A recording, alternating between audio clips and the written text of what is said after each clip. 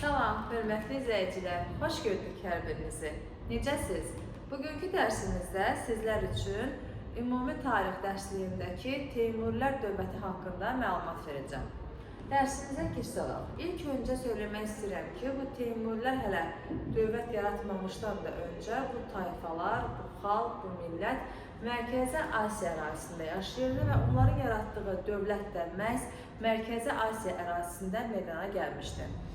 İlk öncə vurğulamaq istəyirəm, burada Mərkəzi Asiya bölgəsində Cağatay ulusu haqqında, hansı ki biz sizinlə öyrənmişdik ki, Çingiz xan hələ sağlığında dövləti öz oğlanları arasında bir sıra uluslara bölmüşdü. Onun oğlanlarından da biri Cağatay adlı şəxs idi ki, o Cağatay ulusu adlı bir sıra əraziləri birləşdirmişdi. Hansı ki bu ərazilərdə Mərkəzi Asiyanın bir hissəsini, Xarəzmi, Mavirənnəhr bölgələrini əhatə edirdi. Və bu Cağatay ulusunun yerində sonralar Teymurilər dövləti meydana gəlmiş olacaq. Teymur özü Cağatay ulusundakı Barlas qəbiləsinin nümayəndəsi idi. Özü 1336-cı ildə Türkistanın Keş vilayətində dünyaya göz açmışdı. Atası Taraqay adlı şəxs bu ərazinin irəli gələn idarəçilərindən, əyanlarından biri idi. Və biz deyəcəyik ki, bu Cağatay ulusu müəyyən dövrlərdə mövcud olsa da belə geniş işğalçı siyasət aparmamışdır. 14-cü əsr dövründə Cağatay ulusu iki hissəyə parçalanır. Moğolistan və Mavirənnəhr dövlətlərinə. Moğolistan və Mavirənnəhr dövlətləri başlayırlar bir-birlərə qarşı mübarizə aparmağa və bir sıra ərazilər uğrunda mübarizə aparmağa başlayırlar. Bu mübarizələr zamanı Teymur özü onların bir dəfə bunun digər dəfə isə digər tərəfin, deməli ordusunda iştirak edərək sərkərdəlik məharəti qazanır, sərkərdəlik təcrübəsi qazanmış olur və o bu təcrübə sayəsində daha sonra öz dövlətini qurduqdan sonra geniş işğallar həyata keçirmişdir. Ümumiyyətlə, belə bir məqamı vurğulayım ki, Cağatay ulusu geniş işğallar aparmamışdır. Amma Teymurilər dövləti geniş işğallar aparmağı bacarmışdır. Hələ Teymur dövləti yaranmamışdan da öncə Teymur hələ adi bir sərkərdə kimi mövcud olduğu zamanlarda Qızıl Ordunun zəifləməsindən, Hülakülərin zəifləməsindən istifadə edərək o geniş işğallar həyata keçirmişdir. Daha sonra Teymur deməli hələ kiçik yaşlarından bir sıra sərkərdəlik təcrübəsini artırmaq üçün Səmərqənd və Bəlx hakimi Əmir Qazanın yanında başlayır fəaliyyətə. Əmir Qazanın yürüyüşlərində, döyüşlərində ona köməkçi kimi gedir, iştirak edir. Həm Əmir Qazana kömək edir, həm də özü üçün təcrübə yığmış olur.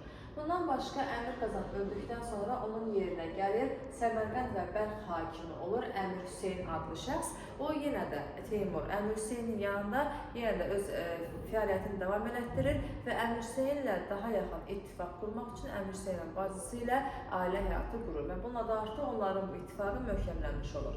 Və biz deyəcəyik ki, bu Teymurla Əmir Hüseynin birləşmiş qüvvəsinə qarşı 1365-ci ildə Mavirənnəhr ərazisinə hücum baş verir. Hücum baş verəndə hücum edən kim idi? Cağatay hakimi Toğluq Teymur adlı şəxs idi ki, Toğluq Teymur Əmir Hüseynlə bu Teymuru məğlubiyyətə uğradır və o qalib gəlir. Yəni Toğluq Teymur, buradakı danışdığım Toğluq Teymur, əziz izləyicilərimiz, Cağatay hakimi idi. Qarışdırmayaq bu biri Teymurla. Və bundan bir qədər sonra Toğluq Teymur cəsarətlənir və Cağatay hakimi istəyir ki, Səmərqəndə hücum etsin və Səmərqəndi işğal edib burada möhkəmlənsin. Lakin 1365-ci ildə Səmərqəndə gələn zaman Səmərqənddə Sərbədarilər üsyanı baş verir. Sərbədarilər üsyanı Monqolların əsarətinə qarşı qalxan bir üsyan idi və bu üsyan Mərkəzi Asiya və İran bölgəsinə daha geniş yayılmışdı. Bu üsyan 1365-66-cı illər dönəminə əhatə etdi. Cağatay hakiminin Səmərqənd ərazisinə gəlməsi zamanı Sərbədarilər üsyanı baş verdi və Cağatay hakimini qovdular. Yəni Monqolları artıq buradan qovub çıxartdılar. Səmərqənd ərazisindən çıxartdılar. Lakin Sərbədarilər üsyanı uzun müddət davam eləməyəcək. Çünki daha sonra Sərbədarilər üsyanının iştirakçıları öz hakimiyyətlərini Mavirənnəhr bölgəsinə yaymağa başlayırlar və öz hakimiyyətlərini genişləndirirlər. Onların bu qədər genişlənməsindən narahat olan Teymur və Əmir Hüseyn birləşərək 1366-cı ildə Sərbədarilər üsyanını yatırırlar. Yəni sadəcə olaraq bir il ərzində davam edir. Bundan sonra Teymurla Əmir Hüseyn birlikdə bu əraziləri idarə edirlər. Lakin artıq belə deyim də, artıq o mal hərisliyi, torpaq hərisliyi başlayır bunun mübarizəyə səbəb olmağa. Nəticədə Teymur qalib gəlir, Əmir Hüseyni məğlub edir və 1370-ci ildə öz adı ilə Teymurlar dövlətinin əsasını qoyur. Bu Teymurlar dövləti məhz Səmərqənd Bəlx ərazisində əvvəlki Cağatay ulusunun yerində yaranmışdı. Teymurlar dövləti artıq yaratmaqla o əmir titulunu və ya Turan əmiri titulunu qəbul edir. Özünü Turan hökmdarı adlandırır, Turan sultanı adlandırır və dövlətin paytaxtına Səmərqənd şəhəri edir Teymur. Ona bəzi mənbələrdə Teymurləng də deyirlər, Topal Teymur da deyirlər. Çünki o döyüşlərin birində çiynindən və ayağından yaralandığı üçün axsıyırdı və buna görə də ona müasirləri Teymurləng və ya Topal Teymur deyirdilər. Teymur dövləti yaratdıqdan sonra onun qarşısına qoyduğu əsas məqsəd güclü dövlət qurmaq və feodal dağınıqlığını aradan qaldırmaq idi. Və o bütün bunları həyata keçirmək üçün iri Monqol əyanlarının köməyini almalı idi. İri Monqol əyanlarının köməyini də almaq üçün, onları öz tərəfinə çəkmək üçün müəyyən bir mal-mülk hesabına öz tərəfinə çəkməli idi ki, bunun üçün də onun işğalçı müharibələr edib qənimətlər əldə etməsi lazım idi. Teymur öz hakimiyyəti dönəmində Teymurun qanunları adlı qanunlar toplusu yaratmışdı. Teymurun qanunlar toplusu qanunun aliliyi prinsipini müdafiə edirdi, qanunun aliliyi prinsipini əsas götürürdü və Teymur işğalçı yürüşlərə başlayır. Onun hakimiyyət dövrü ümumiyyətlə qeyd edeyim ki, 1370-ci ildən 1405-ci ilə qədər davam edir, 35 il hakimiyyətdə olur. O ilk növbədə 14-cü əsrin 70-ci illərin dönəmlərində Mərkəzi Asiyanın işğalını həyata keçirilir. Mərkəzi Asiyanı işğal edir, lakin 14-cü əsrin sonlarına doğru yalnız Xarəzm ərazisini tabe etməyə nail olur. 1385-88-ci illər dönəmində Əmir Teymur 3 illik yürüyüş həyata keçirir. Onun bu 3 illik yürüyüşündə o İran, Ərəb İraqı, Cənubi Qafqaz ərazilərinə fəth edir. Təbii ki, burada Cənubi Qafqaz deyərkən Azərbaycan da hesab olunurdu. Əgər xatırlayırsınızsa, Əmir Teymurun 1386-cı ildə Azərbaycana yürüyüşü olmuşdu, 3 illik yürüyüş adı altında. Daha sonra o burada Hələb və Şam ərazilərini eyni zamanda işğal etdi. Çünki Hələb və Şam şəhərləri iri sənətkarlıq və ticarət mərkəzi hesab edilirdi. 14-cü əsrin artıq 90-cı illərin dönəmlərində Teymur artıq dövlətin ərazisini genişləndirib Qobi səhrasından Aralıq dənizinə qədər genişləndirməyə nail olmuşdu. Daha sonra o bu illər ərzində Toxtamışla mübarizə apardı. Biz bilirik ki, Toxtamış Qızıl Ordu hökmdarı idi və vaxtilə Toxtamış məhz Əmir Teymurun köməyi ilə Qızıl Ordu ərazisində hakimiyyətə gətirilmişdi. Lakin daha sonra Toxtamışa bu mal, sərvət hərisliyi, nəfsi güc gəldiyi üçün onu hakimiyyətə gətirən Əmir Teymura qarşı başlayır mübarizəyə. Belə ki, Əmir Teymurun asıllığında olan ərazilərə başlayır yürüşlər eləməyə. Bu da təbii ki də Əmir Teymurla Toxtamış arasında gətirib çıxarır münaqişəyə. Və Toxtamışla burada Əmir Teymurun arasında gedən mübarizənin səbəbi Qafqaz, Ön Asiya uğrunda gedən mübarizələr idi. Çünki Toxtamış irəli sürürdü ki, belə bir iddia irəli sürürdü ki, Azərbaycan, yəni Ön Asiya, Qafqaz əraziləri güya ki Çingiz xanın vəsiyyətinə əsasən onlara qalmalı idi, yəni Cuci ulusuna qalmalı idi. Lakin bunu Teymurilər və Hülakilər ilə keçirmişdi. Buna görə də bunu qəbul eləmir Toxtamış və buna görə də artıq mübarizə gedirdi. Toxtamışla Teymur arasında ən son nöqtəni qoyan döyüş 1395-ci Terek çayı sahilində baş vermiş döyüş oldu. Döyüş nəticəsində biz deyəcəyik ki, Əmir Teymur qalib gəldi, Qızıl Ordu hökmdarı Toxtamış xan məğlub oldu və Əmir Teymur Qızıl Ordunun şərq vilayətlərini işğal etdi, Qızıl Ordunun paytaxtı Saray Bəlkə şəhərini dağıtdı. Bundan sonra artıq Qızıl Ordunun zəlimə dövrü başlayır, çünki əsas elə gücü qüvvəsi Teymurlar tərəfindən əldən alınmışdı.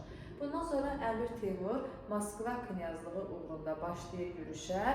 Çünki biz bilirdik ki, Moskva knyazlığı Qızıl Ordudan asılı vəziyyətdə idi və Qızıl Ordu burada Terek döyüşündə məğlub olub artıq zəiflədiyi üçün Moskva knyazlığı yenidən öz müstəqilliyini bərpa edir. Və bunu belə görən Əmir Teymur Moskva knyazlığı üzərinə yürüş edir ki, buna tabe etsin. Lakin Mərkəzi Asiyada baş vermiş bir sıra hadisələr səbəbilə geri qayıdır. Yəni Moskvaya yürüşü uğursuz olur, oranı tabe edə bilmədən geri qayıdır. Daha sonra Əmir Teymur Mərkəzi Asiyadan irəliləyir Cənubi Asiyaya, Hindistana doğru 1398-ci ildə Delhi Sultanlığı üzərindən yürüş edərək buranı özünə tabe edir.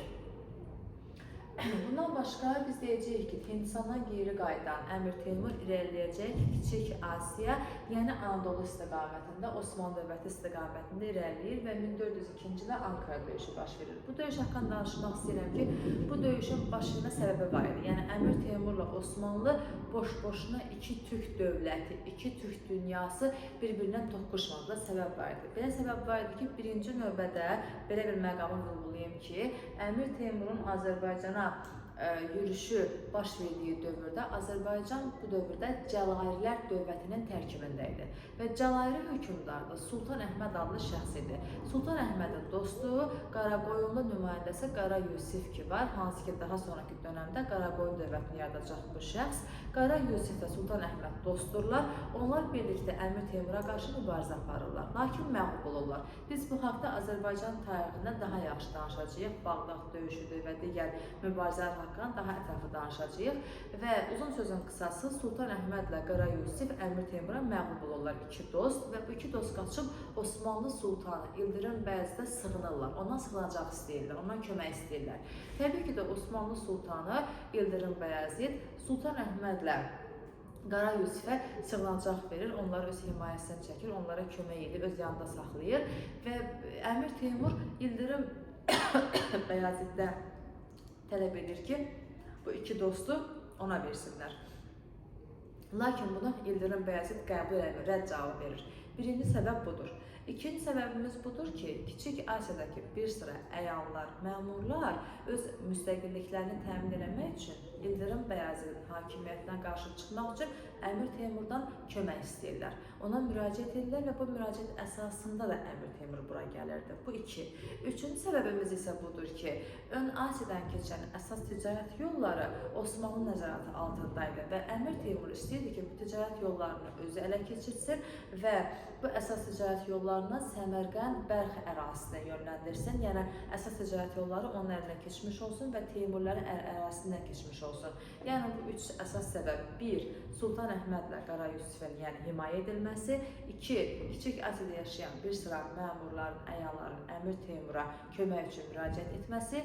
3 isə Ön Asiya ərazisindən keçən ticarət yollarını ələ keçirmək istəyinə görə Əmir Teymur yürüş etdi Osmanlı ərazisinə və 1402-ci ildə iki türk dünyasının toqquşduğu Ankara döyüşü baş verdi. Ankara döyüşü nəticəsində biz deyəcəyik ki, Əmir Teymur qalib gəlir, İldırım Bəyazıt və oğullarını əsir alır, Osmanlının bir sıra ərazilərini işğal edir və bu Ankara döyüşünə görə Qərb dünyası, Avropa sevinir və Qərbi Avropada Roma papası o qədər sevinir ki, 3 gün müddətində kilsə zənglərinin çalınması haqqında əmr vermişdi. Və bu Ankara döyüşü nəticəsində biz deyəcəyik ki, Əmir Teymur özü də bilmədən Avropanı Osmanlı işğallarından azad etmiş oldu. Çünki orada biz bilirik ki, İldırım Bəyazıtın əsas məqsədi Avropaya yürüş edib Bizansı işğal etmək idi, yəni Konstantinopolu fəth eləmək idi və artıq Əmir Teymurun Osmanlıları məğlub etməsi və zəiflətməsi İldırım Bəyazıtın bu istəyini bir xeyli gecikdirdi, təxminən 51 il gecikdirmiş oldu. 14-15-ci əsrlərin artıq qovşağında Teymurilər dövləti əhatə edib böyük bir ərazini Çindən Anadoluya, Aralıq dənizinə qədər, şimalda Qafqaz dağlarından cənubda Hindistana və İran körfəzinə qədər ki, böyük bir ərazini əhatə edirdi. Artıq bu qədərlik böyük bir imperiya idi.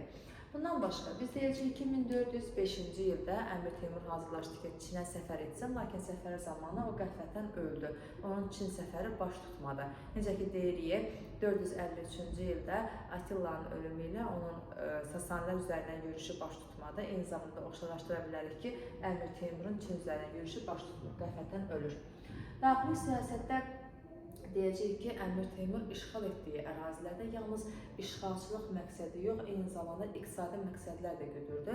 Ələ keçirdiyi ərazilərdən bir sıra bacarıqlı, tanınmış, qabiliyyətli sənətkarları öz ölkəsinə göndərirdi, onlardan istifadə edirdi və eyni zamanda o öz ölkəsində mədəni sahənin də inkişafına xüsusi diqqət ayırırdı. Teymurun dövründə Teymurlu intibahı deyilən bir yüksəliş baş verdi. Teymurlu intibahı mədəniyyətdə, təsərrüfatda, daxili siyasətdə artıq baş vermiş oldu Eyni zamanda Teymur İslam dininin nüfuzunun artırılmasında böyük xidmətlər göstərdi, İslam dinini qəbul etdi. O ölkəni Çingiz xan kimi deməli uluslara bölmüşdü və uluslara rəhbərlik edənlər vali adlanırdı. Valilər buradan əskərlər toplayırdı, vergi yığırdı və vergilərin yığılmasına həm nəzarət edirdilər, həm də mükəlləfiyyətlərin icra edilməsini nəzarət edirdilər. Daha sonra 1409-1447-ci illərdə hakimiyyətdə oldu Şahrux adlı hökmdar. Şahruxun hakimiyyət dövründə o deməli dövlətin paytaxtına Herat şəhərinə köçürdü, Səmərqənddən artıq Herata köçürüldü. Qaraqoyun dövlətini özündən asılı hala saldı. Osmanlı dövləti ilə Qızıl Ordu dövləti ilə normal qonşuluq, dostluq münasibətləri quruldu. Çin dövləti ilə Çinlə ticarət əlaqələri yaratdı. Şahrux öz hakimiyyəti dövrü ərzində Teymurlu intibahı deyilən bu yüksəlişi daha yüksək səviyyəyə qaldırdı. Artıq Teymurlu intibahı daha da inkişaf etmiş oldu. Və Şahruxun dövründə Səmərqənd kimi, Bəlx kimi və Buxara kimi şəhərlər iri sənətkarlıq ticarət mərkəzlərinə çevrilmiş oldu. Daha sonra 1447-1449-cu illərdə hakimiyyətdə oldu Uluq bəy. Şahruxun oğlu idi, hakimiyyətdə oldu. Uluq bəyin siyasi bacarığı çox zəif idi, buna görə çox uzun müddət hakimiyyətdə qala bilməmişdi. Uluq bəy əsasən ölkənin mədəni həyatına önəm verirdi. Özü astronom idi, mədrəsələr inşa etdirmişdi. Osmanlı dövləti ilə mədəni əlaqələr qururdu, mədəni sahəyə əsas önəm verdi və biz bu dövrdə deyəcəyik ki, artıq Mərkəzi Asiyada yaranmış dövlətlərdən biri də Özbək mənşəli Şeybanilər dövləti idi ki, Şeybanilərin Buxara və Səmərqənd üzərinə yürüşü baş verdi. Buxara və Səmərqənd itirildi və yalnız Teymurların ərazisi Xorasan ərazisi ilə məhdudlaşmış oldu. 1451-dən 1469-a qədər hakimiyyətdə oldu Əbu Səid adlı hökmdar. Əbu Səidin dövründə belə bir məlumat qeyd olunur ki, Qaraqoyunlu Cahanşahla əlaqə qurdu. Əlaqə deyərkən bunu analizlərin vəsaitində biz belə görürük. Açıqlama verim ki, əslində Azərbaycan tarixi dərsində daha açıqlama veririk, amma indi belə bir məqamı vurğulayım ki, mən Qaraqoyunlu Cahanşah Teymurlar üzərinə yürüş edir. Teymurların paytaxtı Heratı işğal edir və Cahanşahın qulağına xəbər gəlir ki, onun oğlanları üsyan qaldırıblar. Biri Təbrizdə, biri də Bağdadda. Bu məqsədlə də Cahanşah artıq buranı tərk edib, yer qaydan zaman Əbu Səidlə müqavilə imzalayır, ondan təzminat alır, yəni pul alır və geri qayıdır. Belə bir məlumat var, yəni Qaraqoyun Cahanşahla əlaqə budur. Daha sonra Əbu Səidin Azərbaycana yürüşü var 1468-69-cu illər dönəmində. Burada da hakimiyyətdə Ağqoyunlu Uzun Həsən idi ki, Muğan ərazisində Əbu Səidi mühasirəyə alırlar, Teymurların qoşununu məğlub edirlər, Əbu Səid isə döyüşdə öldürülür. Daha sonra 1470-dən 1505-ə qədər hakimiyyətdə oldu Hüseyin Bayqara. Teymurlar dövlətinin yenidən gücləndiyi bir dövr idi. Onun dövrü güclənmiş, son güclü hökmdar hesab olunur, güclənmiş dövr idi. İtirilmiş torpaqları geri qaytarmağa bacardı Buxara ilə Səmərqəndi. Lakin Hüseyin Bayqaranın ölümündən sonra dövlət yenidən zəiflədi. Çünki 1505-də artıq o ölür, ondan sonra kimin hakimiyyətdə olması haqqında məlumat qeyd olunmur. Və belə bir məlumat qeyd olunur ki, 1507-ci ildə Şeybanilər Teymurların varlığına son qoyurlar. Belə ki, Şeybanilər gəlirlər bura, Xorasanı, Heratı işğal edirlər və sonuncu Teymuri hökmdarını taxtdan salırlar. Hansı ki, bu Teymuri hökmdarına Səfəvi şahı 1-ci İsmail taxta çıxartmışdı. Və bunu taxtdan salıb Teymurlara son qoyurlar. Və biz belə bir məqamı vurğulayacağıq ki, Şeybanilərin Xorasan ərazisini işğal etməsi bir, ikinci növbədə Hüseyin Bayqaranın oğlanlarının Səfəvi şahı 1-ci İsmail tərəfindən himayə edilməsi də ikinci əsas səbəb idi ki, Səfəvi Şeybani mübarizəsinə səbəb olacaq. Biz bu haqda ətraflı Azərbaycan tarixində inşallah öyrənəcəyik. Teymurlar dövləti haqqında verəcəyim məlumatlar bu qədərdir. İnşallah ki, anlamış olarsınız. Növbəti dərslərimizə görüşənədək sağ olun.